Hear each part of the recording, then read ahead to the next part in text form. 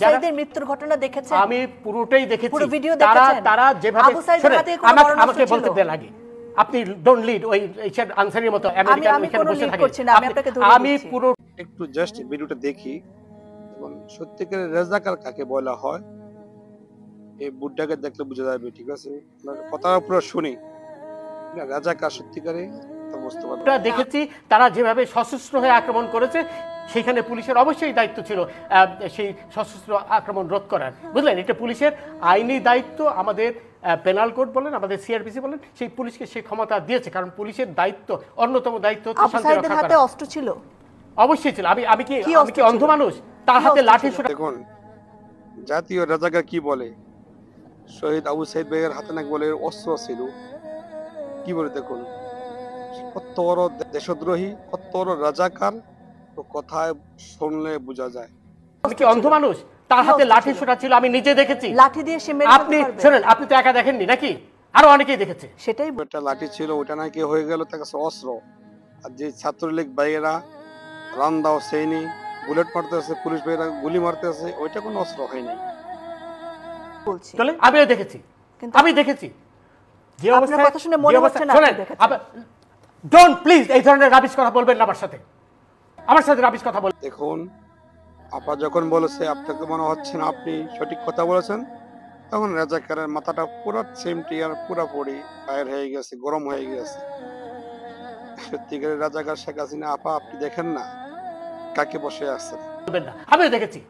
উত্তেজিত হবে আপনি আমাকে উত্তেজিত করছেন। আপনি তো তাদেরই পক্ষের লোক বলে মনে হচ্ছে। আমি অবশ্যই আপনি তাদের পক্ষে কথা বলেন। শোনেন, এই যে সবুজ মিয়া কথা আছে না ভাই, উচিত কথায় রমবাতে বিলাই বাজার, উচিত কথায় মাও বাজার, সেম টু। যখন উচিত কথা বলতেছে তখন ওনার মাথার চ্যাম্পিয়ন পুরো গরম হয়ে গেছে। এখন ওনাকে বলতেছে আপনি কোন একটা দলের এজেন্টের বাস্তবায়ন করতেছেন, ওনাকে কোন দলের দিকে ঠেলে দিয়েছেন। মারা গেল ছাত্রলীগের, তাকে কে মারলো? তারপর শুনি তাকে কে মারলো সেটা তদন্ত হবে না? তদন্ত হবে তো, ওইটা সাইদেরও তো তদন্ত হবে, সবই তো তদন্ত হবে। সাইদকে কে মেরেছে সেটা দেখা যাচ্ছে। আমি তো দেখেছি।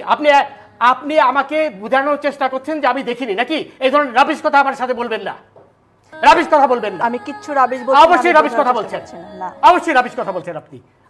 দেখুন আমাদের টাকলো মিয়া, আমাদের বুড্ডা চাচা রাজাকার, উনি পুরাই চ্যাম্পিয়ন 100% গরম হয়ে গিয়েছেন। গরম ভাতে বিলাই বাজায়, উচিত কথায় মাও বাজার, কথা আছে না, সেম টু। ওনার এখন উচিত কথায় বেশি আসছে তো, তাই কারণে মাথা একটু গরম হয়ে গেছে। তারপর আগে ওদের পক্ষে হয়ে কথা বলছেন। আমি কারোর পক্ষে কিছু বলছি না, স্পষ্টভাবে ওদের পক্ষে হয়ে কথা বলছেন।